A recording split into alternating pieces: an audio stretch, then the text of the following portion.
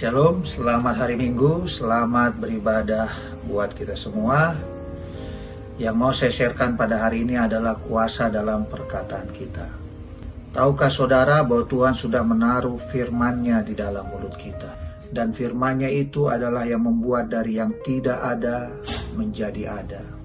Firman-Nya itu yang membuat Lazarus bangkit. Firman-Nya itulah yang menciptakan langit dan bumi. Bumi ini diciptakan oleh firman-Nya. Dan sekarang setelah kita menerima Yesus, firman-Nya itu ditaruh dalam mulut kita. Sehingga kita gunakan setiap perkataan kita itu untuk membuat atau untuk memberikan berkat kepada orang lain. Saudara, di kitab Yakobus dikatakan, dari mulut yang sama keluar kata-kata berkat. Dan dari mulut yang sama juga keluar kata-kata kutuk. Jadi contoh, kalau saudara lihat anak saudara mungkin bandel, jangan katakan dia bandel. Katakan dia baik, dia pintar. Waktu saudara mengalami kekurangan, jangan pernah bilang keluar dari mulut saudara, saudara lagi kurang. Saudara katakan, aku mengalami kelimpahan daripada Tuhan. Waktu saudara sakit, jangan juga ucapkan kata-kata sakit itu, tapi ucapkan, aku sehat karena Yesus. Aku sudah disembuhkan karena Yesus.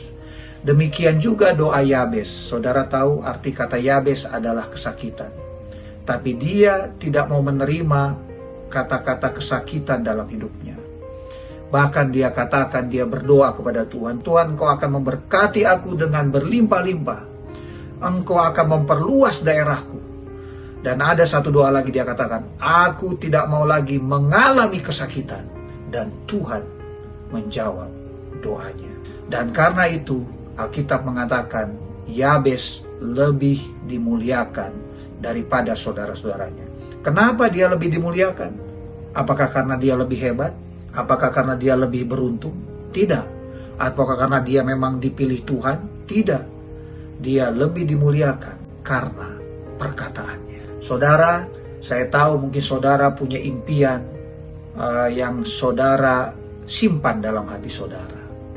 Tapi mulai saat ini saudara mulai katakan, kalau saudara pengen rumah yang bagus, Tuhan mulai katakan, Tuhan, Engkau akan memberikan aku rumah yang bagus. Kalau engkau pengen mobil, engkau katakan, Tuhan, Engkau akan memberikan aku mobil.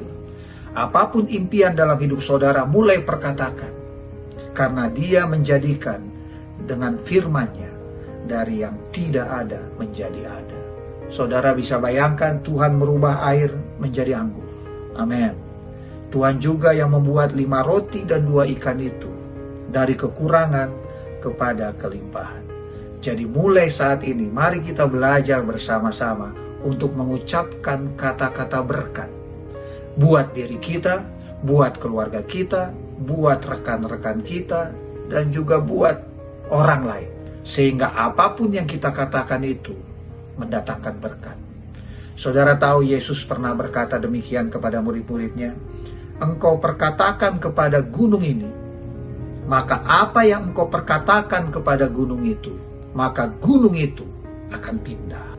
Saudara, ada kesaksian sedikit. Dulu saya pernah berdoa di suatu daerah dan saya lihat ada bukit, dan karena saya ingat ayat itu, saya bilang kepada bukit itu, bukit ini pindah. 3 bulan kemudian saya datang ke lokasi itu, saudara. Dan apa yang terjadi? Betul-betul pindah bukit itu. Tahu apa yang terjadi? Rupanya bukit itu diratakan oleh developer jadi perumahan. Jadi bukan kita tidak perlu tahu caranya bagaimana Tuhan memindahkan gunung itu. Itu urusan Tuhan. Bagian saudara dan saya adalah memperkatakan apa yang Tuhan sudah lakukan dalam hidup kita. Dan apa yang Tuhan akan kerjakan dalam hidup kita. Kemudian saudara, saya ingat Daud. Waktu Daud melihat Goliat, saudara, Goliat itu sangat besar. Sehingga orang Israel sangat ketakutan kepada Goliat. Tapi waktu Daud melihat Goliat, ucapannya berbeda dengan orang Israel lain. Dia katakan, siapa orang yang tak bersunat ini? Aku penggal kepalanya. Dia berani menghina Allahku yang luar biasa. Maka Allah yang luar biasa itu akan menyerahkan dia kepada tanganku. Jadi saudara perhatikan, perkataan Daudlah yang membuat perbedaan itu. Orang Israel percaya Allah yang sama, tapi mereka tidak mengatakan seperti apa yang Daud katakan. Kemudian saudara, Petrus, ini menarik, waktu Yesus berjalan di atas air, semua ke-12 murid di situ kok. Cuman hanya Petrus yang berani ngomong, berani minta, Tuhan kalau memang itu engkau suruh aku jalan. Dan Yesus katakan, datanglah. Maka Petrus mulai berjalan di atas air. Gimana dengan murid-murid yang lain? Murid-murid yang lain mungkin hanya bengong.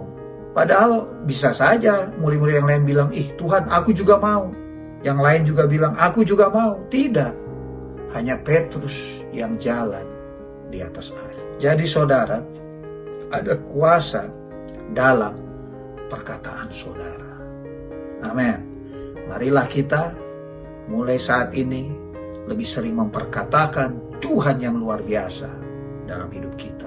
Biarlah firman Tuhan ini menjadi berkat bagi kita semua. Mari kita berdoa. Bapa, terima kasih Tuhan buat anugerah-Mu yang luar biasa. Engkau Allah yang hebat, Engkau Allah yang luar biasa. Seperti 1 Petrus 2 ayat 9, kamu adalah bangsa yang terpilih, imamat yang rajani, bangsa yang kudus, umat kepunyaan Allah sendiri. Supaya apa? Kerjaan kami adalah memberitakan perbuatan-perbuatan Allah yang besar. Biarlah kerjaan kami Tuhan selalu menceritakan perbuatan Allah yang besar buat hidup kami, buat keluarga kami, dan juga buat orang lain. Karena kami tahu Engkau adalah Allah yang besar. Terima kasih Bapa, kami sungguh bersyukur di dalam nama Yesus. Amin.